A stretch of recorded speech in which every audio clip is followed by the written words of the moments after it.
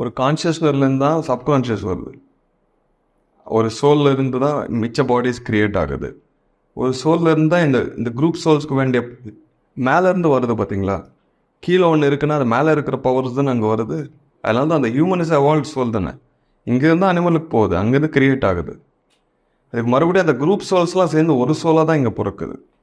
இந்த புக்கில் என்ன சொல்லியிருக்காங்க படிச்சிங்க, நான் என்ன சொல்லணும்னு கேட்டீங்க, தியானத்தில் உட்காந்து உங்களுக்கு என்ன வருதோ சொல்லுங்கள். This is spirituality. புரியுதா? ஒரு பையன் சொன்னா, சார் 10 புக்கு படித்தா 10 கன்ஃபியூஷன் வருதுன்னு. இதில் கன்ஃபியூஷனே இல்லை, அது 10 dimensions. You have to find your experience.